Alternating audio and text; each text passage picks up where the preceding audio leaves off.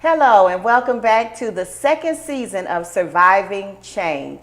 I sure have missed the opportunity to come before you with some amazing stories of individuals who have taken a look back at their lives to discover how their survival has meant the most in the changes that they've undergone. Today, I have with me a person who's near and dear to me. She's an artist, an entrepreneur, and she's one who can tell you firsthand, even as a young adult, that change is inevitable, but what you do to survive that change is definitely a necessity. I would like to welcome to Surviving Change, Miss Margalina Kapoor. Thank you so much. Okay, so glad to have you. I'm honored to be here. Yeah, so we want to go ahead and just get started. Just give us a little background information about you, Margalina. I did share with the audience that you are an artist and an entrepreneur. So if you just share a little bit with us about who you are, and then we'll go a little further into that journey that you've been on for some time to help you take a grasp of some of the changes that have happened in your life. I am 31 years old and I started my business. I'm on my 4th year now, and I am a skyscape artist, so I paint predominantly skies, and I write with my work. So all of my paintings tell a story, either an emotion or a reflection of what I would like you to understand as you look at my work. Okay, and so has it always been your dream, even as a child, to be an artist, or did you have other plans for your life? I wanted to be a president of the United States, but no, I think, I don't even know that it was a dream until maybe I was 15 or 16 years old. I started painting at 12, when I was 12, and the more I did it, the more I found that there was more than just an art form or an outlet. It was my passion. So I had amazing mentors, amazing teachers in my life that kind of continued to guide me in that direction, and then through college and now. But I did not ever think that I would do this full time as a career. Okay, so what did you think you were going to do as a career? I wanted to be a professor. I wanted to be a professor of ceramics, and that was my goal. And when I graduated college, I was going back for my MFA to then continue on and become a professor. So what changed that? Well, part of it that had changed it was I graduated in 2009, and it was right when the economy crashed and one could not find a job or get back into school. As an artist, we're supposed to take some time and develop our craft a little bit before we try to go back. So I began to do that, but couldn't find a job. So I went to cosmetology school instead to have a career, to have something that could support myself. And when I went through that, I got almost to the end, and then actually the day that I completed all my credit hours, not when I graduated, but when I completed my credit hours to graduate, I was in a really serious car accident. Okay, so before we go into that serious car accident, I know that you have had some phenomenal support from your family, from friends, and different people of that nature. So what was it like when you saw your initial dream, your initial goal to be an art professor, to go back to school? What was it like just even having to make the decision, okay, let me do cosmetology, which is an art form, but not quite what you were wanting to do. Yeah. So how did that impact you in any way? It was disappointing, absolutely. And I think I always fought the cosmetology in the sense of, like, I chose to do it, but I also was against it and in my spirit and stuff like that. I think I've always felt called to do my art. So whether the cosmetology was an art form, it wasn't the form I was called in, and that was the difference. Okay. So yeah, it was really difficult.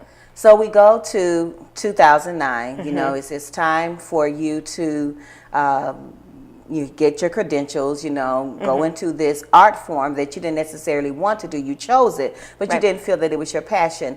And then all of a sudden this event happens that not only brings a halt, or at least suspends you going into cosmetology, but also suspends a portion of your life and kind of takes it on a direction that you definitely would not have chosen, but that in some way chose you. Would you share that with us, please? Yeah, in 2011, November 4th, I hit an 18-wheeler from behind in a Ford Focus, and because of that accident, I fractured 3 vertebrae in my neck and dislocated one.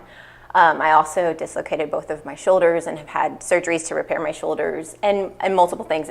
It's been a long haul of recovery, 5 years of surgery and PT, but then now I live with it constantly, constant pain and chronic pain from the accident. Okay, now one would look at you and would say, okay, she fractured vertebrae, she dislocated both shoulders. Clearly, there are no physical scars Right. that people can see. Not at all. So on that day when this took place, I believe you mentioned to me earlier that someone was with you, or that you felt someone was with you. Was there someone physically with you during that car accident? No, there was no one physically with me. I had been commuting with one of my closest friends to cosmetology school because we drove an hour and 15 minutes each way to go. But she was a semester or a quarter ahead of me, so she graduated the quarter before, and so I was on my own, and there was no one in the car. But I do remember the only thing I can recall from the accident before it happening was the gas station, probably about 5 minutes before the actual accident happened. But somewhere in that course of 5 minutes, there was someone sitting beside me in the car, and they said, "Margalina, stop, there's a truck." And then I felt arms wrap around me, and someone hugged me. I came out of that accident without a scratch on my body. My car was flattened, like it took the roof to the hood past my headrest. But for some reason, someone literally wrapped me up.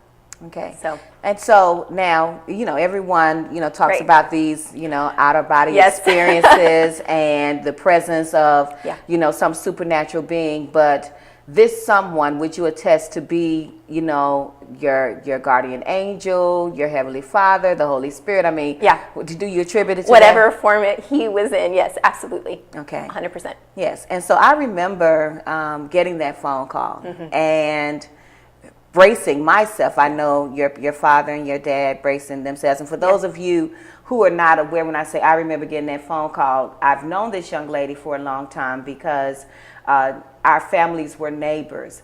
And even when we left the neighborhood, we were still family. So if you can imagine getting a phone call from a family member saying that, your niece, your family member has been in a severe car accident, and what runs through your mind. And so I know for myself, Margalina, I'm, trying to get to you and everything, and I'm bracing myself to see something that I couldn't imagine. I just couldn't imagine. And so I enter your room, and there you are, and you're talking, and you are trying to, do a smile, but you are in a lot of pain. And so as you sit there in pain and you hear the prognosis from the doctors, what are you telling yourself? I don't know why, but from the beginning, I knew that it was going to be okay in the sense that I was safe. That I knew that if I left this earth, I knew where I was going, but I also knew that if I stayed here, there was going to be a way. So I can't say, there have been moments now in the more recent years that I have struggled more with it, but in those moments I did not. Okay. And I had walked away from my faith up into that accident in a lot of ways, so there really is not a lot of reason for me to have come out of it with hope. But I did. Okay. So. Okay. And the amazing thing about walking away from your faith, and right. you have you okay? Yes. Continue. Okay. The amazing thing about walking away from your faith, and all of us can attest to that, Margalina, is that your faith is something that's rooted and grounded in you. So you can like press the pause button, but it's still there. It's still there. There's a scripture my mother loved to tell us when we were going our own way, which is to train up a child in the way he should go, and when he is old, he will not stray far from it. Right. And she would always remind us, yes, you may stray, but you're coming back. You're not going far, you're coming back. And so I know that just from conversation that your parents, like my parents, planted in you this seed of faith and trust in someone greater than you. Right, absolutely. And so just when you felt you had walked away, when you needed it, it was there for you. It was there for you. Yeah. That's really, really awesome. So going into the recovery period, share with the audience what that physical pain was like as opposed to some of the other thoughts and ideas that were going on in your head. Yeah, the physical pain was excruciating. I don't have a very high tolerance for medicine. I do for pain, I think, but for medicine I do not. So within the day of coming home from the hospital, I was violently ill from the medicine that was keeping the pain at bay. So we pulled it all off cold turkey, and I dealt with it pretty just naturally. From then on in, I did take Advil and Aleve to kind of, I guess, soothe it, but it was excruciating pain. And I think as far as dealing with the thoughts and everything, it was more of the thoughts of having to be still, because I was a doer. I am a doer, and I constantly would burn the candle at both ends, as my mother would say. So running from one thing to the next, multiple jobs, multiple paths. So for 2 months, I had to sit still, and that was probably one of the most trying periods of the whole thing. It wasn't even the surgeries, or it wasn't even the physical therapy. It was literally sitting there in a chair. And we had a chair that would sit directly across from me. My brother called it the observation deck. But that was how people came and talked to me, because they could only sit in front of me because I could not move. Okay. So my observation deck. But I sat there for 2 months. Okay. And while you're sitting there and being observed. Yes. Okay. Of course, in the physical, people come in there talking to you, and they're trying to remain calm and cheerful. And I'm sure at some point in your mind, you're like, I just wish people would leave me alone. Yeah. And when you were alone in your thoughts, what were some of the things you were reflecting on? I guess I think like what a lot of people think of, this wasn't in the plan. What am I going to do now? What does life look like? Because I had it planned, and now it's not going to be that. So those were probably the things I sat with the most, of just going, okay, I left one avenue, which was college, went to pursue another avenue when I could not get a job from my bachelor's, and now that's gone. So now what do I do again? So that was probably where I was thinking. And what do I do now? Yeah. You know, and you're asking these questions. Clearly you don't have the answer. Not in front of your face, because in front of your face are people just trying to keep you all up happy and cheery, because, you know, we can't have Margalina be down. She's the bright spot in our lives, and now we have to cheer her up. At some point, though, something clicked. And I know for me, sometimes things click, but it doesn't click like click. It clicks like click. Yes, click, slowly. So it's slowly, and then I gradually begin to hear, then I gradually begin to see the light. So as the light turns on, in the midst of this dark tunnel, what are some of the things you began to see for your life? I can't even say it turned on for a few years, because I still went and I took my state boards for cosmetology with 2 dislocated shoulders that they hadn't caught yet. They did not know that was part. So as soon as I was out of the brace, I had scheduled to take that exam. So I took that exam. A couple months later, they said, yes, something's wrong with your right shoulder. Let's take care of it. And then a year and a half later, something's wrong with your left. So it was this multiple. So I was bullheaded. I went and worked in a salon, and then I went and worked in a barber shop. Like, I was going to do it no matter what. The light didn't click for quite some time, as far as where I feel like it has directed me at this point in life. Okay. And so I believe working in the barber shop, working in the salon, did something for your perseverance. Yeah. You know, because sometimes we can get stuck in our thoughts. Yeah. In our pity. Yeah. You know, just so, self-pity, woe is me. No one's, gone through what I'm going through.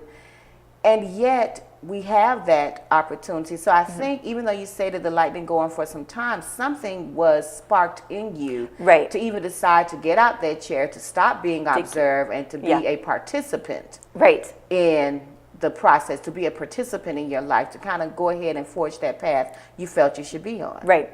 I just feel like it's a choice. I think I looked at it going, I can live my life miserable with what just happened to me, or I can use it for good and hopefully impact somebody else's life by it.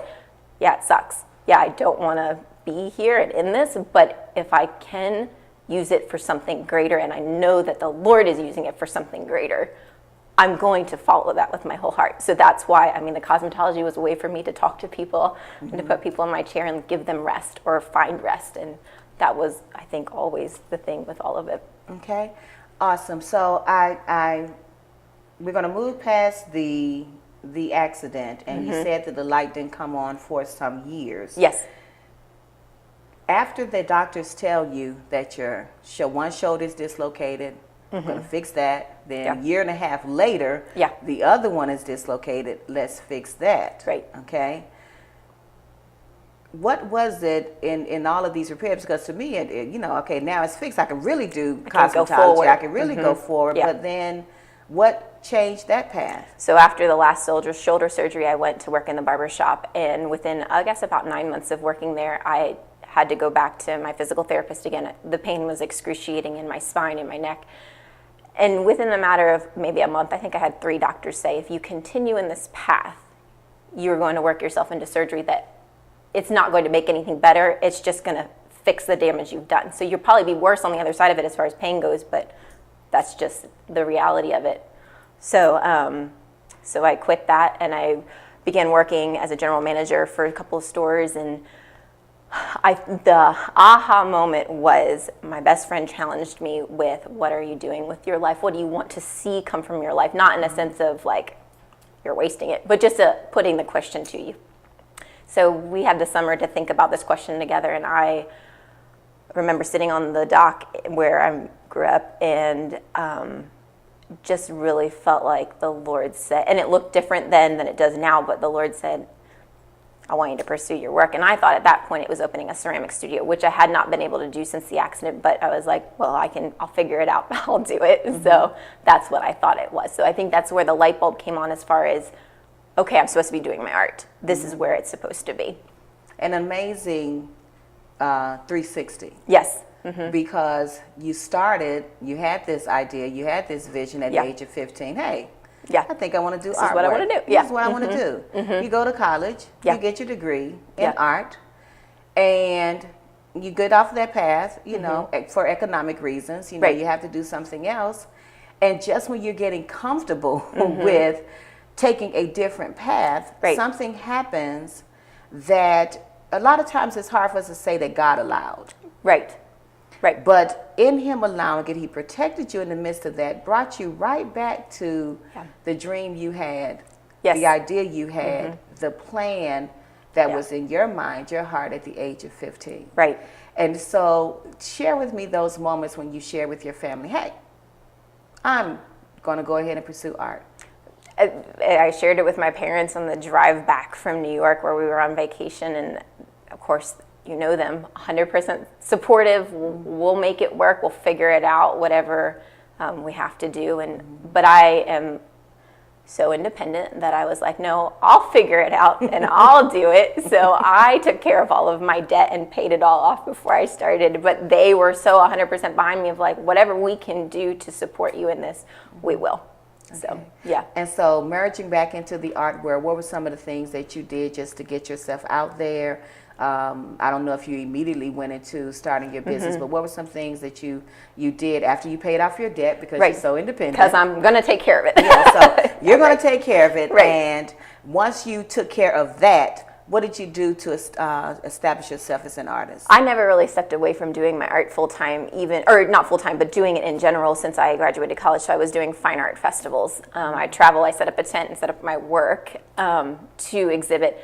So 8 months later, I went into it full-time, booked as many shows as I could get at that period, like at that point in time, and just went into it hardcore doing these shows and doing these festivals. Got the website up and running cleanly, and Instagram, Facebook, all the things. So, that's what I did to start. All right, and so what was the feedback that you got from people who saw your artwork? It's about time. Okay. Oh, so they were waiting, for something that I think there was a lot of people that were going, we've seen this all along. You had to come to this. Okay. So, all right. So talk to us about that transition. You started your website. Right. And from starting your website, is that when you decided that to, open Margalina Laporte Studios, or did it just gradually come to that after you did the festivals and things? No, I immediately opened Margalina Laporte Studios. Okay. I don't think it had that title when I was doing it part-time, but when I decided to go full-time, I was going to brand myself from the beginning. So that was when it started immediately. Okay. And so some of the blessings that have come from starting Margalina Laporte Studios, as well as some of the challenges. Maybe we should do the challenges first. Okay. Some of the challenges. Being an entrepreneur is a challenge in itself. I think I constantly wrestle with, am I crazy? I'm trying to make it as an artist. Like, can we get any crazier than that? I think the thing I come back to, I just heard a message recently by Christine Kane, and she said, your calling is the thing that you will do whether you get paid for it or not. And that's what I have come to realize, that this is what it is. And even as irrational as it sounds or as it feels, this is what I'm supposed to be doing. So whether if I have to work wherever to make the little bit of money to keep it going, I think the challenges are not knowing month to month what's going to happen, or not knowing if I'm going to be able to continue in the next month or the next week. Some of it is being alone, working by myself. I do like to be able to talk to people. I'm an introvert, but I enjoy my people. So. Okay, so you may have to get that observation deck back. Yes. So that while you're working and while you're painting, you can have someone sit and talk to you. Yes, exactly. While you're painting, Right. and maybe you'll be inspired to maybe, do portraits of people in the sky. Right. Versus Maybe not, but maybe not. But that would be a company. little weird. It's like, what are you really saying? I'm in the sky. Right. So then the blessings that have come from it. Yes, people equate, our artists with starving, Yeah. I don't think you're starving by any sense of No. the word, because you are determined, as you stated, to do whatever it takes so that you can do your art and allow it to do what it's supposed to do, not just for you, but for others. So what have been some of the blessings that have come from you being an artist, deciding to go ahead and pursue that full time? I think the biggest thing that I can say would be where the aha moments have come in of the blessing is when I did the Journey series, which a couple of them are behind here. That's when I started writing with my work. And so these stories came out of adversity, came out of, in part, my accident and some other things as well. I mean, storms aren't isolated in our lives. Like, you're either coming in or out of one at all points, it seems like. But at one point I had these displayed in my tent at a show, and I had the writing with it, and I had someone come up to me, and I've had this happen multiple times, but this moment was impactful, where she came over and read Journey 4 and went, I am standing right there.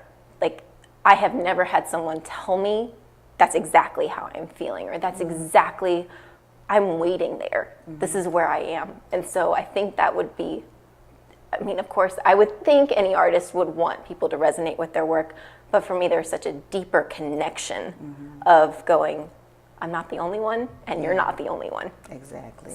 Exactly. So in 2016, you decided that I'm not just going to, have this year-long goal or whatever. I'm going to make sure that my year is centered around a word. Right. Okay. So in 2016, your word was focus. Yes. All right. What did you decide to, or how did you define that word through your actions during that year? For focus, I think it's kind of obvious in all of this, is I've always been really scattered. I've focused on a lot of things instead of doing one thing extremely well. And so for me, the focus was focusing in my art, focusing in my life, deciding what I wanted, one thing, and going for that goal. And in my paintings, deciding what style I was going to do and do it well. And so that was focus for me. It was everything filtered through, does this fit? Does this fit? Does this fit? And if it doesn't, it's a no. And that was hard for me to say no, but it was a no. Okay. So, and some of those times when you had to say no, what were some of the yeses that came from that? Like, people have said that, hindsight is 20/20. You don't really know until you go through it. So when you've had to say no, in the end, how did you see saying no? How did it benefit you? I think in coming up with a style and a reason, that's when the writings came out. Things like that I don't know that I would have realized or at least acknowledged to the fullest if I hadn't said no to a lot of other things. So I think that's when a lot of it came out for me. All right. And so from focus, you go into 2017. Right. And your word is growth. Right. All right. What was the growth for you in 2017? 2017 was taking that focus and expanding it. So releasing another series, but deciding even more so to filter the writings down to what was relevant and what was impactful and maybe harder conversations to have. So for me, growth was being more vulnerable, deciding I was going to be vulnerable no matter what that looked like to everybody else or even to myself, and bridge the gaps. Okay. So. And I would say that this is growth for you to even after so many years to tell your story. Yeah. Because there are some things that as a family, we just chose not to talk Right. about with you Yeah. because we didn't want you to have to continue to relive and to focus on Yeah. that particular event. Exactly. I believe that where we miss it as individuals is that sometimes we have to touch what has happened for us to really understand the impact that it has had on our lives and continue to have, because you've made Yeah. decisions that brought you back to something you thought you had lost once you graduated from high school. Right. And you've become more of a woman, probably even more refined as a woman, knowing that I can't do everything. I have to focus. Once I focus, I can't stay here. I must grow. Right. I have to continue. And so now for going forward, one of the things you said is that this walk, this journey has given you some perspective. Yes. Okay. Yeah. So what would be your perspective about life? How would you describe how your perspective has changed from before the accident to now? I would think that my perspective, I think in a lot of ways you realize how temporary this life is and how much, like I say in my art, where your eyes are, there your perspective is. Like what you're focusing on, that's your perspective. So I paint skies because if I keep my eyes upward, I know where the goal is and I'm going to run the race well, no matter how hard this life may be or may continue to be. So that I think would be my perspective that has changed. I also, while I don't believe God caused the accident, he's going to use it. And so the perspective is saying there's something bigger at work here. That is phenomenal to be able to, because everyone's not able to, everybody's not willing to. Yeah. You understand? Yeah. To understand that God can allow something that he does not cause. Right.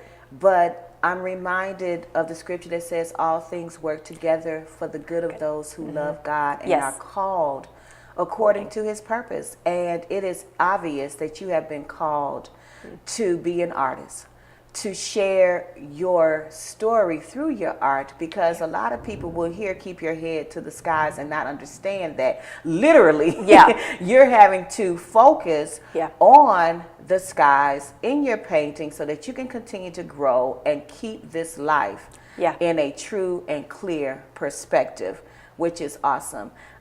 Is there anything else you would like to share with our audience? Any final word that you want to share? Or maybe just tell the audience about Margalina Laporte Studios. How about that? I can do that. I'm so easy to find. If you just go to margalinalaporte.com, that's my website. You can get the links to my Instagram and Facebook on there. Facebook, I'm at Margalina Laporte Studios, as well as Instagram. So super easy. Okay. You can see what I'm working on now. Well, Margalina, I thank you for joining us on Surviving Change. And once again, that's Margalina Laporte Studios, and that's MargalenaLepore Studios.com. And this is Angela Addison. I hope each of you watching today understand that surviving change is not about what we choose to do. You know, we can make different choices and hope that they turn out according to plan. But surviving change means that regardless of what has happened, you make a decision that today, whatever that day is, that I am going to make the most of what has happened, and in making the most of what has happened is going to make a difference in not only my life, but in the lives of others. Until the next time, I want to thank you for joining me and my guest, Margalina Laporte. This is Angela Addison with Surviving Change.